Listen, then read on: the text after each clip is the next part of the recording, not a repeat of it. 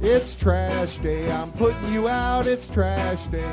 Putting you out, it's trash day. Putting you out of my mind. It's trash day, I'm putting you out, it's trash day. I'm putting you out, trash day. I'm putting you out of my mind. Now I'm gonna clean up, now I'm gonna clean up, now I'm gonna clean up the house. Welcome to the brilliance. Welcome to the splendor. Welcome to the elegance of the greatest podcast in recorded entertainment. Welcome to episode 10 of the Can Crusher. Number 10, Paul. Do you believe it? We were going to have Ty Dillinger on, but he was busy being a jobber. Right? Without a doubt. Mark Martinez alongside Paul Bullers. Welcome to Can Crushers, everyone. I want to shoot out a very special, hey, thanks for listening to the podcast, buddy. Lucas Russell sent us an email saying how much he loves the podcast. That's awesome. Thank you for listening to us, Lucas. I mean, I hope you enjoy it. Yeah. Tell us what you want to hear some more, but thanks for shooting us the email. So this Sunday, Paul, rough day in wrestling. We're going to get right off to that, and then we'll do the beers for them. Nikolai Volkov, Brian Christopher, and Brickhouse Brown. And it was boom, boom, boom, getting texts, tweets, and just everything about their deaths. I don't know much about Brickhouse Brown, but... or Brickhouse. But I did some research. He debuted in 1982. He was trained by Funk and... Eddie Graham. And... He wrestled in Southwest, the NWA, the AWA, the USWA... WCCW with the Von Erichs, and then he had a quick jaunt in the WWF. I actually saw him. He was in St. Mary's in the early 80s when the NWA was over there. I don't remember win, lose, or whatever, but I remember he was there. He's somebody that's not on the upper echelon of, talent known worldwide. But still, he was a wrestler, so give him his props. This is the one I would figure you would know the most. Oh, yeah. Grandmaster Sexay. Brian Christopher. He was trained by his dad, Jerry Lawler, and you could tell these two looked exactly alike. Spitting images. Right. Too cool. The dance moves with... Rikishi then? Yeah. Scotty 2 Hotty would do the worm, and then Grandmaster Sexay would just dance around the ring doing ha, yeah, yeah. Oh, yeah. He debuted in 88. He wrestled for WWE, TNA, World Wrestling All-Stars, and then recently he's been doing a lot of stuff in the indies. He's actually somebody I wanted to meet. He was one of the ones that when we go to these conventions and everything, he's somebody that I thought, he'd be the stories, more that would trickle down from his dad, Yeah, because he was in the business for a long time, and around the business for even longer. Yeah, he was born into it. The biggest, you don't want to say anything, but the biggest one that actually we know, we've seen, we watched him with the Sheik, Nikolai Volkov. And we can remember all of the great, great battles that he had with the many different patriotic wrestlers. Duggan, the Patriot, Hogan, always teamed with the Iron Sheik. He did make a face turn at the end of his career, but it just wasn't the real Nikolai Volkov then. He wrestled in Stampede Wrestling, the NWA, WWF, AWA, and Mid-South. Did you ever see him, Mark? I did. I saw him at Big Time Wrestling. He was in Altoona. I actually got an autographed picture with him. He's a great guy. He's very nice. Which actually shocked me is I didn't know he was trained by Stu Hart until I did some research. In the dungeon. Yeah, that's some greats come from there. Most of the greats come from there. Quick story about, I wrote down Boris Zukov because he was tag team champion with Boris Zukov. And if you remember, they were called the Bolsheviks. Rewind a couple years, and the professor of English knows this. I had to take a European history class when I went back to college. And it was post-World War II, and they were talking about the Bolsheviks. And this teacher wouldn't give you notes, wouldn't do anything. Professor, sorry. He would just come in, ramble everything. He would say Bolsheviks, Paul. And I remembered him and Zukov wrestling, High Energy, which is Coco Beware and Owen Hart. And I'm gone for 15 minutes of the class, not taking any notes, but I'm reliving, Nikolai Volkov's wrestling career. I'm like, oh shit, I better hurry up and start taking notes again.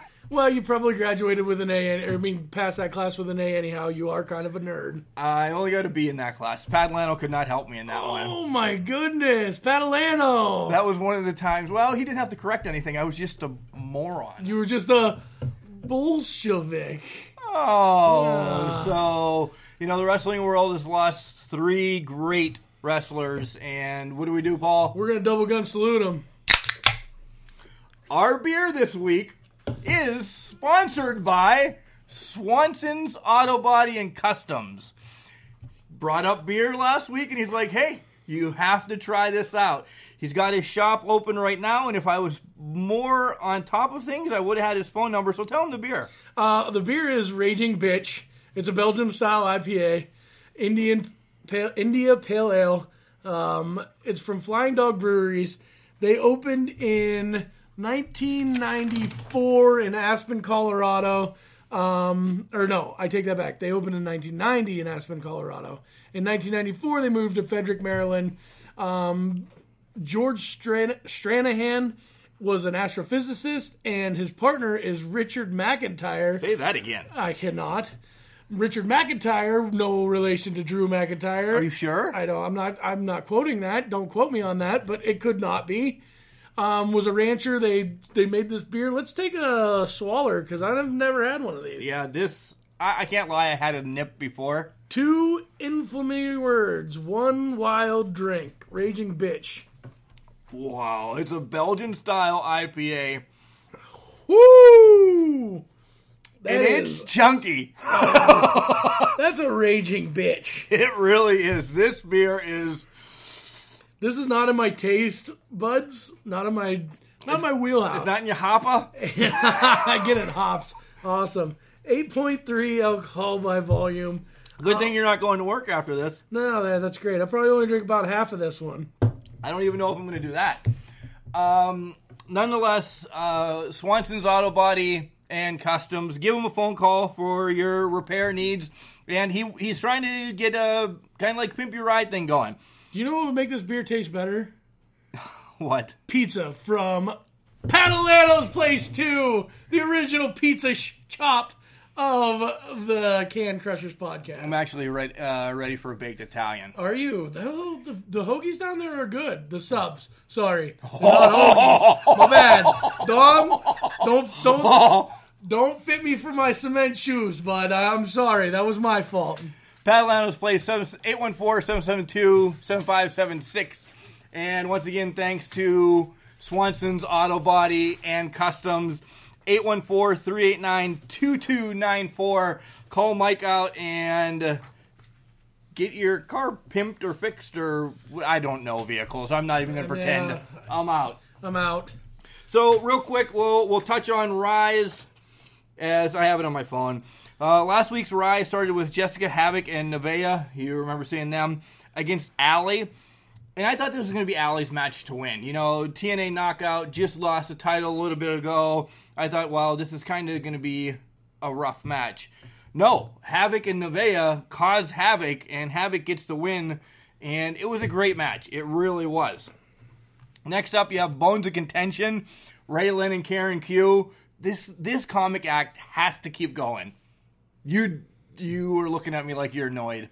Nah, I mean, you're right. It's funny. It's funny. And I don't know if they're going to go anywhere, but at least keep the act going. But you saw outside the arena, I think they're done. They went different ways.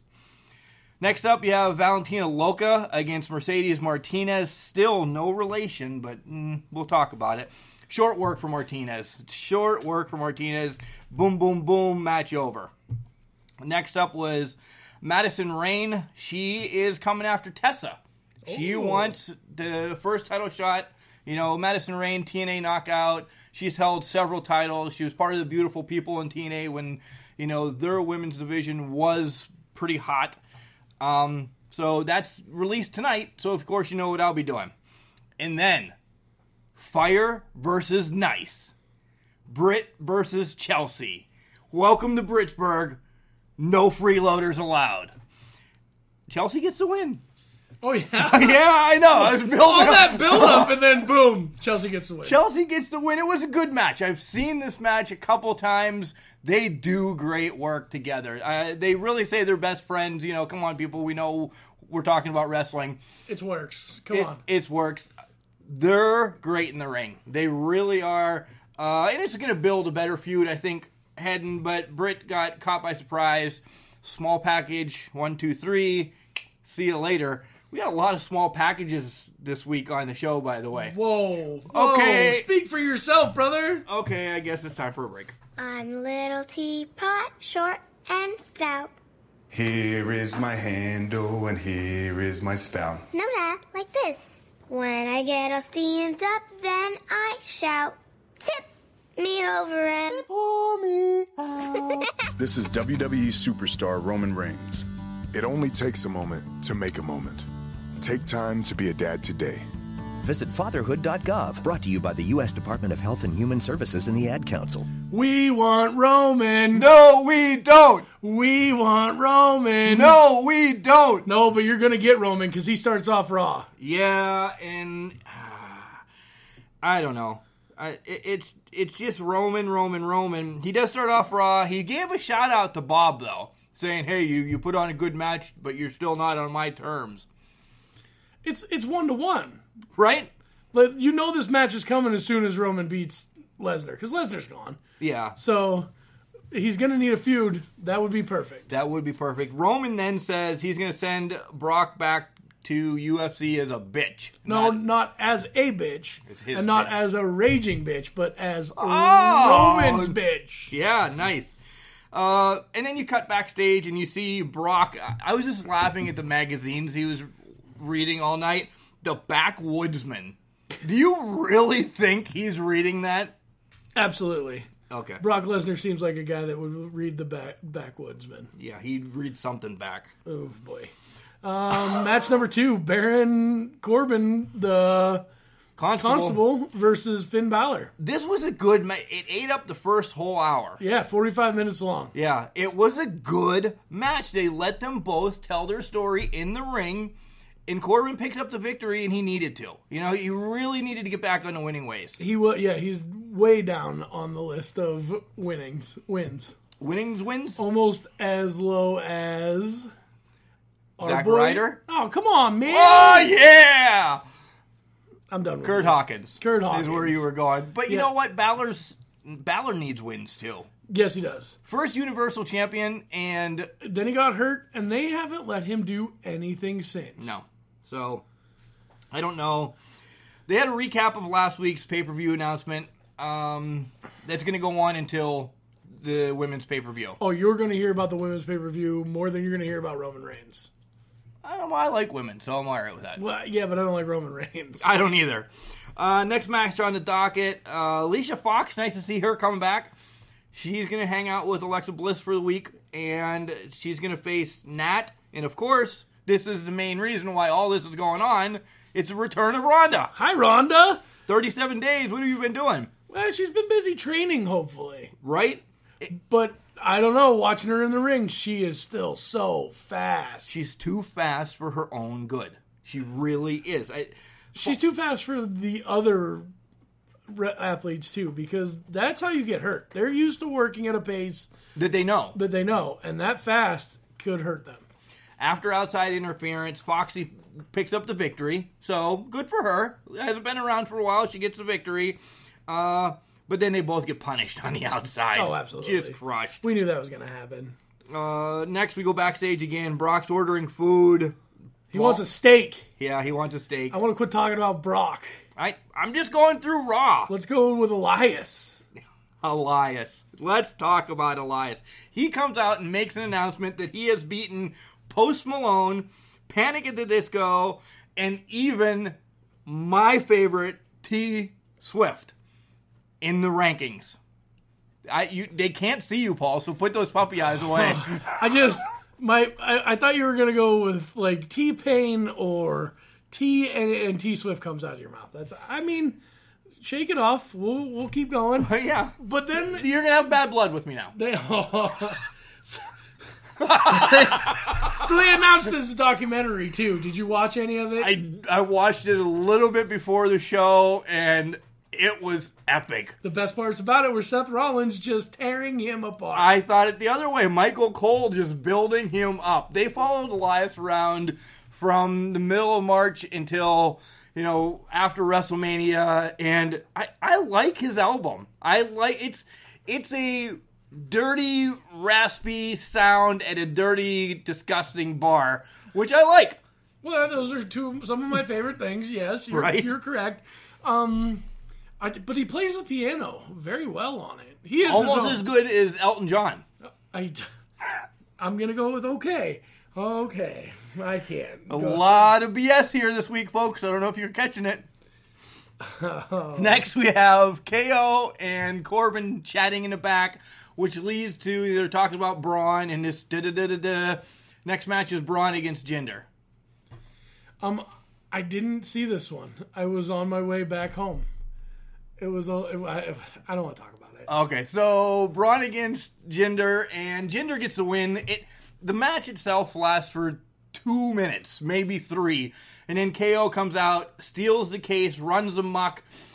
Braun finally gets the case back, but then he's still following KO out of the arena, and he gets counted out. And the big thing is, if this happens at SummerSlam, no matter how KO gets the win, he's going to be Money in the Bank holder. Yeah, because he's not a monster in the bank. No. There's only one monster in the bank. I'm really hoping that they let him cash in before and that's the thing. SummerSlam. If this match is a stipulation match like that means he shouldn't be able to cash in from then to then. Something is going to happen. That they can't hinder that. I'm hoping it's the night before or the Raw before. The Raw before? Oh, yeah. That makes a triple threat. But then that means KO has nothing to do during SummerSlam except interfere. Clearly he's going to. And we don't want to start giving our spoilers away. But he needs a match. Well, why can't they make it a triple threat match for the Universal title? Another triple threat match. We love triple threat matches. All the time. So then we're backstage again with Mojo just blasting people. I beat you, you suck, you suck. Walking into the Jobbers locker room. Yeah, Ty Dillinger, Ascension, Zack Ryder. Hey! Zack Ryder got 2 plugs now in the show. I know. And he was on Raw. I was so pumped that he was on Raw. I thought Mojo was going to sucker punch him. Ryder. But he did not. So Bobby Roode comes out and just takes him out. This is going to be a pre-show match for SummerSlam. Oh, absolutely. They're building Mojo up, but in the same side, they're just not doing anything with Bobby Roode. Not at all. They're bringing him down, done. if anything, yeah. And that sucks, because he was awesomely indie wrestling name. Got it. Next up was Apollo Crews against Akam. This is just setting up for the tag team match. It's coming. It'll probably be a pre-show match, too. SummerSlam's pre-show is going to be huge.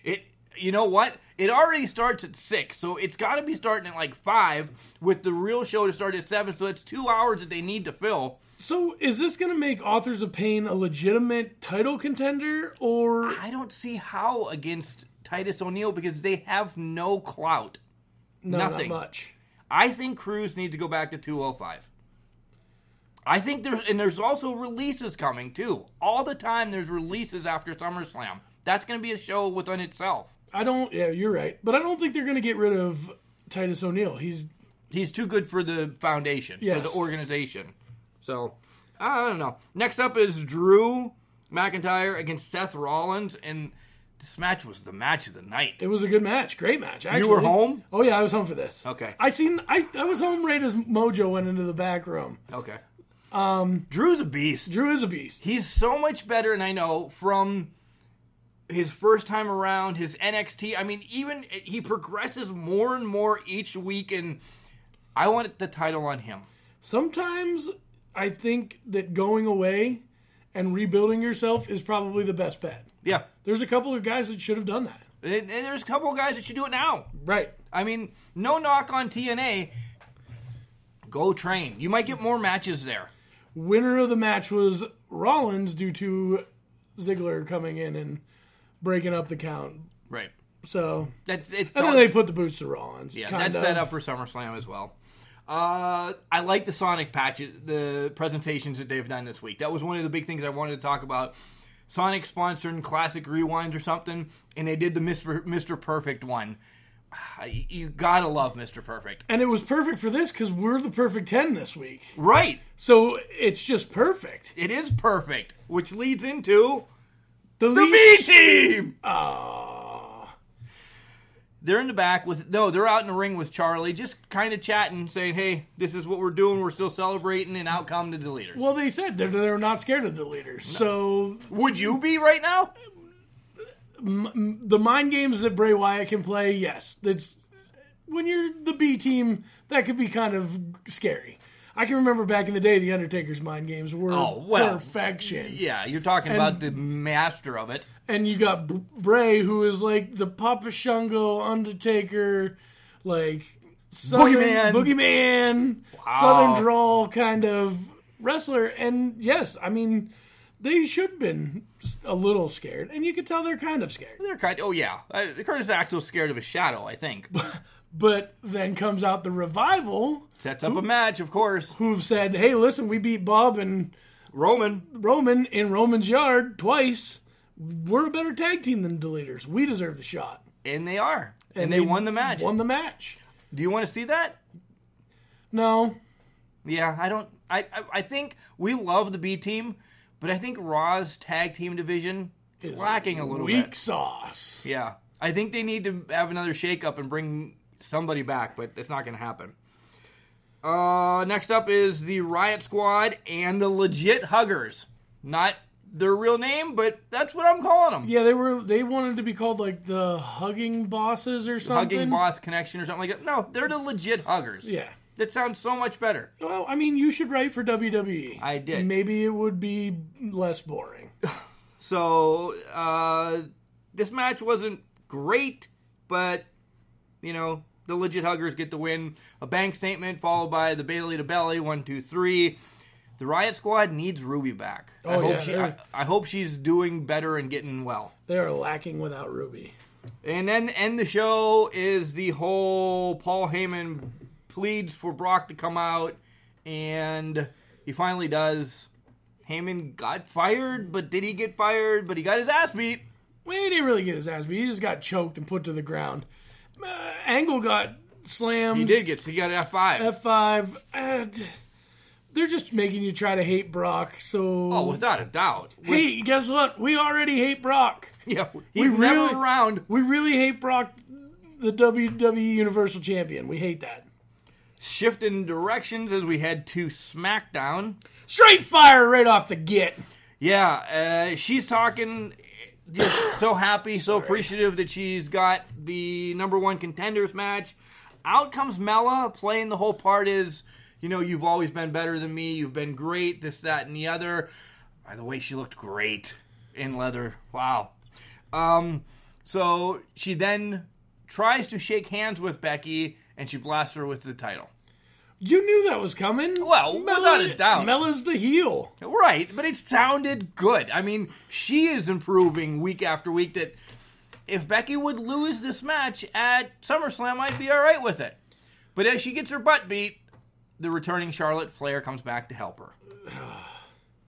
Setting up for a match, because Paige says backstage, you want to fight Mella, you fight Charlotte. And if Charlotte wins, it's a triple threat match. We love triple threat matches. So that's set up for later in the night. That's a pay-per-view. That's the main event, I mean. Main event of the night, which is nice. The women are getting main events. I'm all about that. I'm all about it. You can bring... Usos are up next against the Bar, setting off the tag team title tournament. This is match number 2 in the 4-team... Right. Hey, why 4 teams? Why not do a 4-way match then? You're always happy about triple threats? Yeah. Do an elimination 4-way match. Not the best first pin. Do an elimination one. Yeah, once you lose, you're out. Right. We knew. We already said this. We said this last week. The bar is back. They got new shirts. Guess what? Get ready for the Bar. Right. The Sonic thing was about the Sonic Classic Rewind or whatever the hell they're calling it. Was about the $1 Million Man. I love those vignettes of the $1 Million Man when he was coming out for the first time. If they keep doing these, I'm going to give them a 15-second prop because they're fun. It's old school for us. So, and Sonic, maybe you can pick us up and start right? sponsoring us. Feed us, if anything. Yeah. Up next, Samoa Joe comes out, talks to AJ, brings in the dude's family. Like, I'm not on board with this storyline. Never online with that. I mean, whatever. We're saying he's a bad dad. It's saying he's a horrible husband. Dude, you guys just put on great matches. They're on the internet. They're everywhere. We've seen them from TNA. This is bad writing from the WWE. No. Hey, I'm just stating the fact. So, and in typical SmackDown fashion, here comes Jeff Hardy to cut a promo. Out comes Randy. Out comes Shinsuke from behind. Shinsuke is going to hit him with the knee. Randy stops him. Then he tells him to go. This was way too long. There was a butt whooping for Matt Hardy. Yeah. That lasted too long. And then the tail end was Randy got a bottle of water, dumped it over his face, and wiped his pain off. Jeff's out for a little bit, but hello, Willow. Let me tell you that. He's coming. Willow's coming. Next matchup on the docket was Lana against Vega with Almas in the corner. Funny, Lana didn't come out with anybody. Lana and Rusev are on a professional break, I guess. And English is just... Aiden is in the way. In the doghouse. But new American accent Lana. Yeah. It wasn't a bad match. Twerking and grind. I thought it was Ray Lynn out there. I really did. It wasn't a horrible match. Vega, I did not know was a wrestler. I thought she was just a manager for the longest time. I didn't know she was wrestling again. I'll put it that way. Out comes English, causes Lana the match. Backstage, Lana's there. Rusev's looking for Aiden. And Lana's like, hey, listen, I needed you and you weren't there. Yep. And that's on them. Okay. Daniel comes out and more or less challenges The Miz to a match at SummerSlam. Miz is on location for the Miz and Mrs., but it looks like he's just in a closet backstage. So, wait a second. A reality TV show, and the Miz is on location. Right. That doesn't sound very real. No. Reality TV is not real, is it? No. Next you're going to tell me that Santa Claus is fake or something stupid. Oh, that's stupid, Paul. Santa Claus has come to my house for 41 years. Well. Stop it. I'm sorry. Stop it. It's setting up for The Miz, Daniel Bryan. You said it this morning on the back of the truck. The baby crying, way too long. At least if you're going to make it a baby, put a beard on the baby. Make it funny. Like, there was just a bunch of babies on the screen. No bearded babies. Right. No goat babies. Make it a goat baby. Going bad, yes. Bad. That was a bad segment. Main event time, Flair versus Mella. This was an okay match. I did watch it a little bit. Flair has a lot of miscues. A little ring rust. Well, she's been gone for a little bit, so that'll happen. Yeah. She still looks fantastic. Yeah, she's good. But I just don't like where this went. And I really thought that Mella was going to pull that out. I thought maybe Becky Lynch was going to get involved. Hoping Becky Lynch would get involved to not have a triple threat match. But we know where this story is now going. It's a triple threat. Either Becky or Charlotte win at SummerSlam. There's your built-in feud to get you to Survivor Series. How many pay-per-views did you have running through your head right there? It's 8.9% alcohol from this bitch. So, let's take a break, and then we'll come back and garbage tip of the week. Mm-hmm. Titans, go! When the Teen Titans go to the movies, they know the best way to travel is safely. Hollywood, here we come! Road trip! And you know it's super. To keep your child safe, be sure to use the right car seat for their age and size. Exactly. I know you're feeling. We're finally on the big screen. Have a seat, my dude. For more information on finding the right seat, visit nhtsa.gov/the right seat. Gotcha. That's a wise move. It's an Brought to you by the National Highway Traffic Safety Administration and the Ad Council. Welcome back to Can Crushers. Mark Martinez alongside Paul Buller's generic comeback, Paul, because it's promotional time. Just want to give some shout-outs to some up-and-coming events. August 11th is IWC's next show. It is in Elizabeth, Pennsylvania, and it is called Cage Fury. And, I was going to run down all the matches next week, just the show. You can get your tickets at IWC.com. It's always great. I love IWC. Next up is Asylum Pro Wrestling, which will be taking place in Clearfield, Pennsylvania. That's the one that we're going to try to get a few guys to go to. That's on August 25th. If you can make it, that'd be great. Email us. Maybe we can kind of get a lump group together, announcement, we're not paying for your ticket. No, never. We do. This is a free podcast. We do free things. But we'd like to sit with you. So if you're going, at least come up and tell us you listen to the podcast. Maybe get a picture with us, and then we'll put you on our Instagram page, which is Cancer69. Yeah, where you can find us. Paul likes doing this, so go ahead. You can find us on.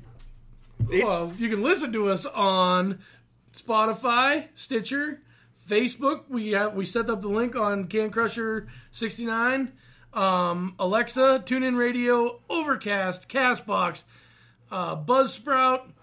It goes on Twitter too. I do put it on Twitter. Oh, you do put it on Twitter? Yeah. I don't check our Twitter much. I can't tweet the twits. I'm not a good Twitterer, so we need a good Twitterer.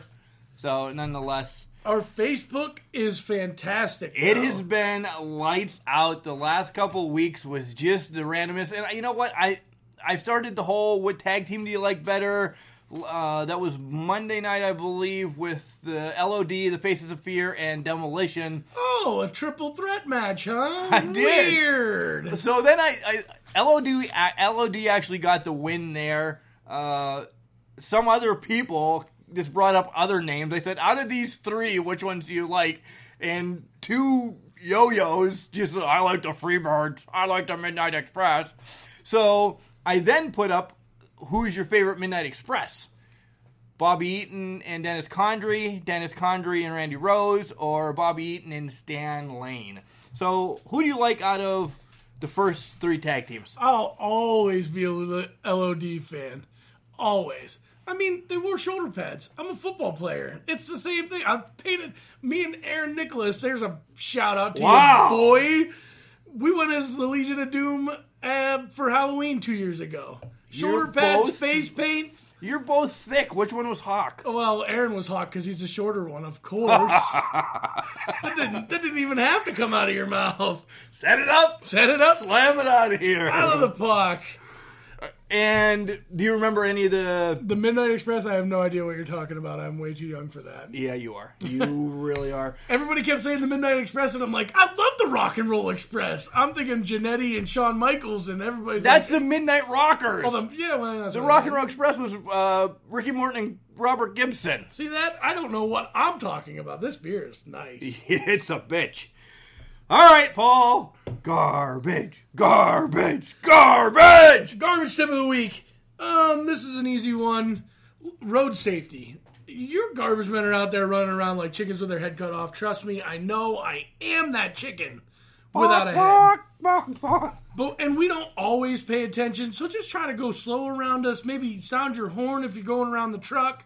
We don't always see everything, and sometimes we're carrying stuff and can't see anything. Yeah, and it really means a lot in the winter because, it's dark for an extended period of time.